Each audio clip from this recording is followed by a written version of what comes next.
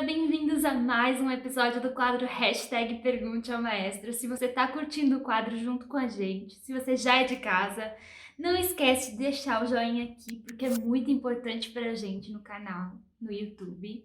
Se você é novo também, já deixa o seu joinha, mas se você quiser conferir o conteúdo primeiro, fique em casa. Sinta-se em casa. Confere o conteúdo e depois volta pra dar um joinha pra gente, combinado? Se você é novo, não se esquece de se inscrever no canal e ativar as notificações para não perder nada que a gente posta por aqui, porque tem muita coisa boa chegando. Tem muito conteúdo, tem mais Pergunte ao Maestro e outras coisas que a gente está preparando, outros concertos também. Então, não perca, se inscreve, hein? Compartilha nas redes sociais com seus amigos para que mais pessoas possam vir fazer parte desse quadro junto com a gente e desse canal. Eu quero agradecer a participação de todos vocês aqui no Pergunte ao Maestro. Eu tô vendo que vocês estão conversando entre vocês e isso tá muito legal. Isso cria uma comunidade incrível, com muito respeito e muito carinho entre todos vocês e isso é lindo de ver, gente. Eu só quero agradecer vocês por isso, tá bom? Sem mais delongas, vem comigo, hashtag Pergunte ao Maestro.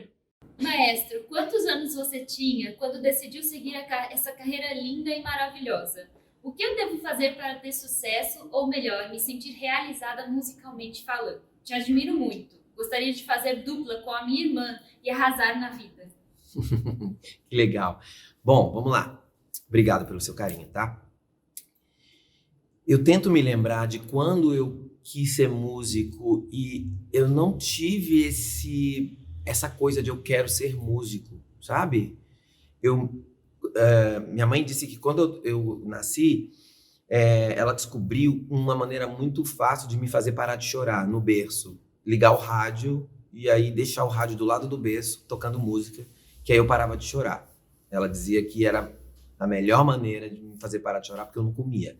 Eu não tomava mamadeira, era muito pouco, então esse era o jeito que ela fazia. Então, o que eu sinto? Eu me lembro de eu com 6 anos querendo cantar, querendo tocar, mas eu não pensava quero ser músico, parece que aquilo já estava inerente em mim. Eu já era músico, eu já me sentia um músico. A gente só vai ter noção de que a gente quer ser profissional, um músico profissional, quando a gente chega numa idade mais, né, a gente começa a ficar um pouquinho mais maduro, e no meu caso isso aconteceu quando eu comecei a estudar piano com 10, eu falei assim, não é isso que eu quero pro resto da minha vida. Não é só eu sou esse músico, né? Eu sou essa pessoa musical que diz minha mãe que eu me apresentei pela primeira vez com 6 anos para uma plateia num show. Enfim, conta minha mãe. Não sei se isso é verdade, que mãe às vezes aumenta a coisa, né? Eu não sei. Mas foi aí que eu me apresentei. Então, eu sempre me apresentava, né? Uma coisa que eu também me lembrei, esses dias até, que quando eu era criança, eu fazia teatro com música, assim, com 8, 9 anos. Fazia bonecos para fazer manipulação com os meus colegas aí no bairro, e a gente cobrava ingresso, e os pais iam e pagavam ingresso. Tipo, era muito, muito novinho ainda. Já queria fazer isso, entendeu? Então, eu acho que depois de um certo tempo, eu comecei a encarar aquilo como profissão. Tipo assim, essa será a minha profissão. Porque quando eu era criança, alguém me perguntava, o que você quer ser quando crescer? Eu falava, pipoqueiro. Minha mãe morria de vergonha. Eu falava que eu queria ser pipoqueiro quando eu crescesse. Então, eu só fui mudar esse momento quando eu comecei a estudar piano, tá? Agora, com relação a você arrasar, eu tenho uma coisa para te falar. Eu tenho alunos que têm um talento impressionante, assim. Realmente. São muito talentosos. Não são talentosos só vocalmente, mas musicalmente, a frase musical. Existem pessoas que nascem assim. O Michael Jackson, por exemplo, criança, tinha uma frase adulta, de uma pessoa madura, de uma pessoa que teve uma vivência muito grande. Era impressionante ver o Michael cantando tão pequeno, com um domínio tão grande da sua própria voz e da sua música, que é o mais importante. Não é? Então, existem crianças que nascem assim, tem pessoas que têm esse talento. Acontece que, mesmo no caso do Michael, isso foi lapidado muito, desde cedo. Então, o estudo, para mim, é 99% do trabalho. Se você quer arrasar, estude. E não estude só a coisa de canto, de técnica. Estude tudo, porque você precisa, se você quer ser um grande cantor, você precisa ter cultura. E a cultura vai te ajudar. Na verdade, eu acho que a cultura salva vidas, sabe? Porque esse é o meu plano, inclusive, para o futuro, né? Que a nossa fundação consiga fazer com que eu consiga pegar pessoas que não têm condições de ter uma carreira, tirar essas pessoas da rua e tentar dar uma carreira para elas pelo seu talento, sabe? É uma coisa que eu acho que a cultura realmente pode salvar a vida de muita gente. E salvou a minha também, de uma certa forma, não é? Então, o estudo seria a coisa que eu mais poderia te dizer. E o estudo, ele, por exemplo, você está na universidade, você não vai estudar só as matérias da universidade. Você vai estudar as coisas que vão te acrescentar como cantor, as coisas complementares, que vão fazer o diferencial, que vão fazer também a sua especialização, tá bom? Então, esse seria o melhor conselho para te dar. Muito estudo. Gravando. Eu fui falar e engasguei. Tudo bem. Quer um chazinho? Maestro, se você pudesse ter aula com algum maestro, qual seria e por quê? Se eu pudesse ter aula com algum maestro que talvez hoje eu não pudesse ter, porque ele não está vivo, eu teria com Handel. Porque, como eu canto a obra handeliana, é o mais forte do meu repertório, eu adoraria poder interpretar uma obra com um compositor do lado. Por exemplo, ter a experiência que o Senesino teve. A experiência que o Senesino teve de cantar as óperas do Handel com o Handel dirigindo, com o Handel dizendo o que ele queria, escrevendo para ele, né? Essa experiência eu acho que seria uma coisa maravilhosa. Ter aula de composição com Handel, ter aula de órgão com ele, era um dos organistas mais incríveis da época dele. Ter aula de canto também, porque provavelmente era um grande professor de canto, sei lá, ter aula de tudo, contraponto, harmonia com esse cara, morar com ele, servir de pupilo dele, sei lá, servir café, essas coisas assim, sabe? Para conseguir só ver ele dando aula, assim. Acho que esse seria o cara para mim, porque eu acho um cara muito completo, e além dele ser muito completo, eu tenho esse repertório, né, para mim, então eu amaria. É uma pena, mas quem sabe na próxima. Maestro, você já teve que cantar com soluço? Nossa, eu tô pensando aqui. Acho que não. Será que já? Talvez estudando, mas em apresentação, graças a Deus, não. Só isso. Mas e como resolve um soluço? Essa é a minha pergunta, minha dúvida. Tipo, se acontecer. Não sei, na verdade não sei, porque tem algumas coisas que você faz para, né, para parar o soluço, tomar água, não sei o quê. Mas eu realmente não sei. Vou esperar para um dia acontecer isso respondendo pergunta ao maestro. Não sei. Maestro, quero parabenizá-los pelo concerto do ensemble, que estavam todos espetaculares. Até minha mãe assistiu. Mas vai uma pergunta. O que muda na preparação da voz de um ator para um cantor popular? Bom, primeiro vamos definir esse cantor popular, o que que você se refere? Porque o canto popular, ele tem, na sua, por própria definição, o canto do povo, certo? Então, o cantor popular no Japão é a mesma coisa que um cantor popular no Brasil? A gente tem que primeiro discutir isso.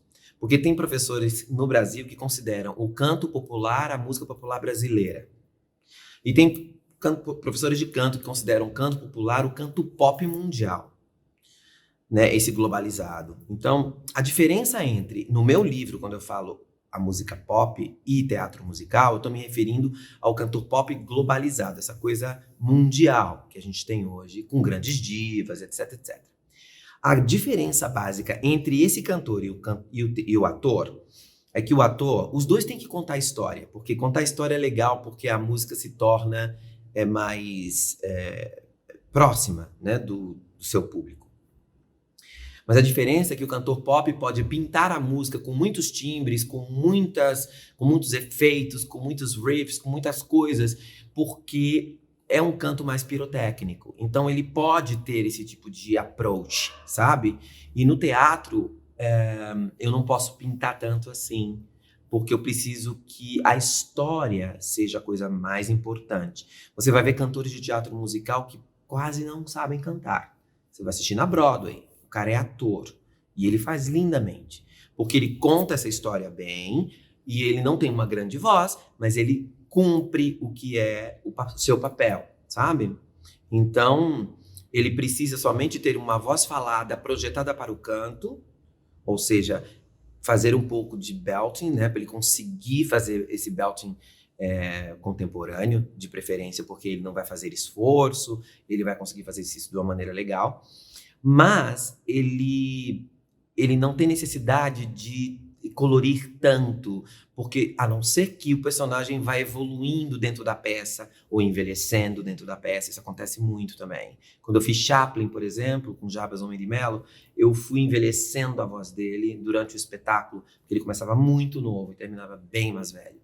Apesar da voz do Chaplin não ter envelhecido tanto, tá? Mas a gente quis criar, porque é teatro, a gente quis criar essa curva vocal dele. Então existe essa preocupação muito mais com a psique do personagem do que com a pintura na música, sabe? Ou pirotecnia.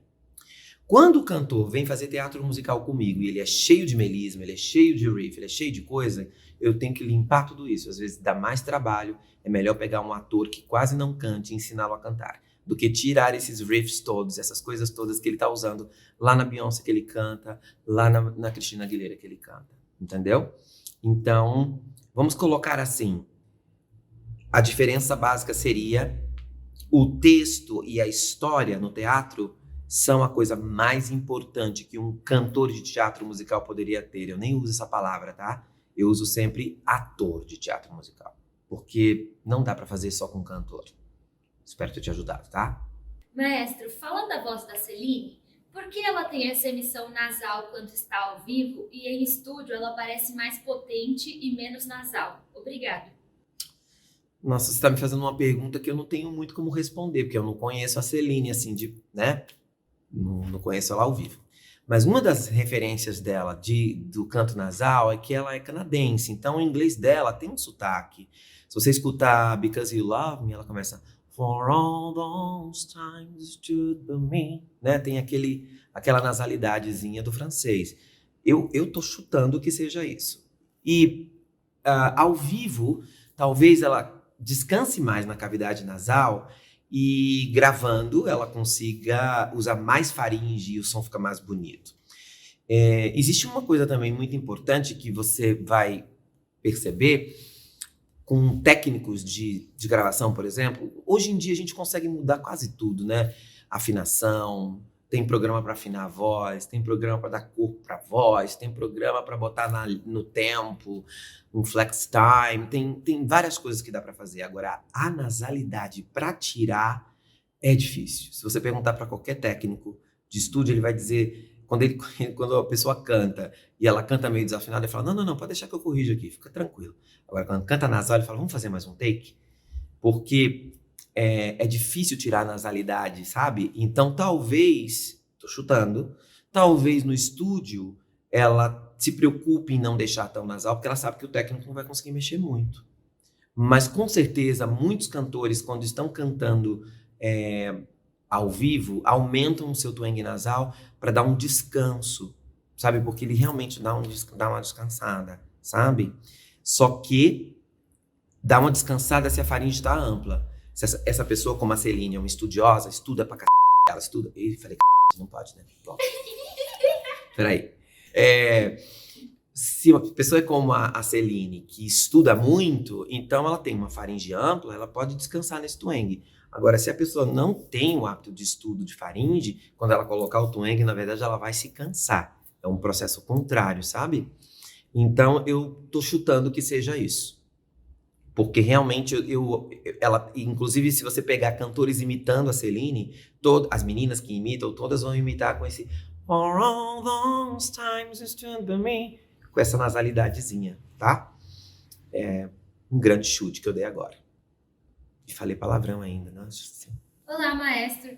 Qual a diferença entre as passagens de registro de tenor e do barítono, tanto em nota quanto em subregistros? Minha professora, capacitada em belting contemporâneo, Disse que tenho características de tenor, mas que nem por isso é certeza que eu vá conseguir ter um high belting ou soul belting em dó sustenido 4 com borda densa, porque nem todos nascem com essa predisposição.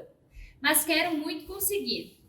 Será isso algo apenas genético mesmo? Como descobrir? Temo me decepcionar com a minha própria voz. Tenho 28 anos. Não se decepcione com a sua própria voz. Com relação a passádio, no belting, nós não usamos esse termo passádio. Por quê? Porque passádio é uma coisa de canto lírico, sabe? No belting, a gente tem notas facilitadoras para subir, ou top belting, por exemplo, que posso considerar um passádio que acontece por volta do sol. Talvez um outro lá perto do si, dó, mas eu não chamo de passádio, às vezes eu chamo de ajuste, sabe? Então, não se preocupe. Se você não conseguir fazer, normalmente, tá? Se você não conseguir fazer um dó sustenido com um sol de borda densa, você vai conseguir fazer com cover do sol de borda tênue e ele vai soar bem e muito confortável e muito intenso. Normalmente, os que conseguem fazer o cover de sol de borda densa no dó sustenido não conseguem fazer o de borda tênue, ou fazem com ele um volume muito inferior. Quem não consegue chegar com um cover de sol de borda densa no dó sustenido, normalmente tem muita potência no cover de sol de borda tênue. Então não se preocupe com isso, se preocupe com uma boa técnica. É genético? Mas uma boa técnica pode te ajudar a atingir coisas muito difíceis, como essa nota que você está falando, tá? Eu acho que talvez o que tem que acontecer é você dizer isso para a sua professora: eu gostaria de experimentar essa região aguda. Que recursos você pode me dar? Ou fazer uma aula comigo, já que ela é capacitada. Às vezes fala: posso fazer uma aula com o maestro e voltar para você? E aí ele me dá um encaminhamento e passa para você também, pode ser possível isso. Vários alunos meus que são professores capacitados trazem seus alunos e assistem às aulas dos alunos, às vezes, por Skype. Eu posso fazer uma aula por Skype com o professor dentro da sala assistindo, por Skype, para ele poder ajudar melhor o aluno dele. Não é que ele não sabe, é que vai mais rápido. Então, às vezes, pode ser que seja legal isso. É uma ideia. Agora, não pense em se frustrar agora, quando você nem descobriu se isso é possível ainda. Eu vou te falar uma coisa de frustração, talvez te ajude. Quando eu era criança, eu cantava a área da Rainha da Noite. E eu tinha mais do que Fá. Eu tinha Lá agudo, quando era criança. Quando aconteceu minha muda vocal, eu perdi essas notas. Eu fiquei muito triste. Porque quando eu cantava a Rainha da Noite, criança, abria a boca e cantava, todo mundo falava: uau, nossa, não sei o quê, né? Era sempre impressionante. E aí pararam de falar, mas depois que eu mudei de voz, que eu perdi essas notas, eu ganhei outras coisas. Eu ganhei graves que eu não tinha, corpo que eu não tinha na voz, era bem fininha, volume, na verdade intensidade sonora, chiaroscuro. Então eu ganhei tanta coisa que aquilo ali virou: pra que eu preciso cantar a da Rainha da Noite, né? Eu não vou fazer rainha. Não, sabe? Quando a gente se frustra com alguma coisa que a gente não consegue chegar, o que você precisa fazer é que vocês erram nesse foco. Estou falando para todo o nosso público do Pergunte ao Maestro. Vocês erram nesse foco. Vocês sempre se frustram naquilo que vocês não conseguem fazer. E vocês não celebram as coisas que vocês estão conquistando. Tá errado. Isso tá errado. Você precisa celebrar as coisas que você está conquistando e deixar que essas que você não está, que aconteçam. Existe uma diferença em foco. Eu estou focando nesse dó sustenido e simplesmente a pessoa está obstinada. Essa obstinação para o cantor é ruim. Eu preciso ter o Fá da Rainha da Noite. Por quê? Sabe? Então, hoje, eu procuro celebrar tudo que aparece na minha voz que não dava antes, por exemplo. E eu falo: nossa, agora eu tô descendo nessa nota tão gostoso, ou tô subindo nessa com tanto mais facilidade, ou agora eu consigo fazer, minha coloratura tá mais rápida, eu tô ficando mais velho, minha coloratura tá mais rápida, que maravilha. Então significa que eu tô bem, que eu não tô perdendo nada. Sabe, celebração faz com que o seu corpo decore Cuidado com isso. Eu vejo várias pessoas aqui no Pergunte ao Maestro obstinados com uma nota, com um registro, porque eu não consigo fazer esse registro, porque eu não consigo... E ela deixa de celebrar os que ela consegue. Sabe o que vai acontecer? Ela vai parar de fazer esse subregistro porque ela vai esquecer. Ela não celebrou. Isso é psicológico mesmo. Sim. Experiência própria. Você vai decorar se você celebrar. Então agora, continue estudando para isso. Não estou dizendo você desistir, não é isso. Mas não torne isso uma obstinação. E comece a perceber as coisas que você está crescendo. Eu não consigo dó sustenido, mas o meu Lá está incrível. O meu Sol bemol está incrível. Sei lá, o meu Fá grave está incrível. Ou o meu passado está quase não aparente. Está muito legal, estou me sentindo muito bem. Eu adoro quando um aluno abre a câmera na aula de Skype. Eu pergunto, como foi seu estudo? Ele diz, foi muito legal, mas estou curtindo muito. Quando ele me diz isso, eu sei que a aula vai ser boa. Quando ele diz, foi péssimo. Eu ainda não consigo fazer aquela nota. Falei, você ainda está grudado nessa nota? Não foi o que eu te pedi para você estudar. Sabe, a pessoa está obstinada naquilo, ela só sofre. Última dica para os fãs do Pergunta ao Maestro. Eu vi uma pessoa falar isso um dia e eu tomei para mim. Se cantar te faz sofrer tanto, você sofre tanto, né? Eu não consigo, eu não faço. Por que você canta? Faz outra coisa. A pessoa tomou um susto. Eu vi o que ele falou. Se a sua profissão te faz tão mal, você tá o tempo inteiro reclamando que você não consegue, não é o seu caso não, tá? Tô falando para os fãs do Pergunte ao Maestro. Se o seu ofício te faz sofrer tanto, se eu sou seu pai, eu sou o primeiro a dizer, filho, não faz mais isso. Faz outra coisa, vai ser engenheiro, arquiteto, outra coisa. Se aquilo te faz sofrer, não pode ser bom, não é? Se o seu ofício te faz sofrer tanto. Então, estou dizendo que a gente não tenha barreiras a superar. A gente tem, mas não pode ser uma barreira ao ponto de te deprimir. E eu vejo vários aqui falando, insistindo em coisas que os estão trazendo para baixo. Então, eu sou o primeiro a dizer para o meu aluno, você está deprimido com isso, não está conseguindo lá? Que tal você trocar de estilo? Ou que tal você parar de cantar? Isso nunca disse parar de cantar. Mas eu ouvi essa pessoa falando e eu entendi o que ele quis dizer. Se o teu ofício te faz se sentir tão mal, você não para. Sofre tanto. Vai fazer outra coisa. Então tem uma certa razão nisso, certo? O nosso ofício tem que nos fazer ser feliz. Então a gente tem que buscar a felicidade nas pequenas vitórias. E adicionando essas pequenas vitórias à nossa vida e celebrando essas pequenas vitórias. Sabe? Eu demorei a entender isso. Eu não tive uma pessoa que me dissesse isso. E eu demorei a entender isso. Mas quando eu entendi isso, a minha vida mudou. A minha carreira mudou. Tudo mudou. Eu parei de ser o ariano obstinado pela perfeição, que era obstinado pela perfeição. Tudo tinha que ser perfeito. Tocar piano tinha que ser perfeito, reger tinha que ser perfeito, cantar tinha que ser perfeito, compor tinha que ser perfeito. Chegou uma hora que o meu corpo não aguentava mais essa pressão. Eu não posso ser perfeito em tudo, ninguém é. No dia que eu entendi que eu podia ser medíocre em algumas coisas, para que outras coisas fossem melhores, eu me senti um ser humano igual a todos os outros na Terra. Eu não preciso ser o melhor em tudo.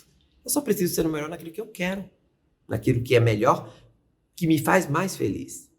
Isso foi uma resolução na minha vida. Então, se eu conseguir fazer com que o meu público do Pergunte ao Maestro entenda isso, valeu a pena o hashtag Pergunte ao Maestro.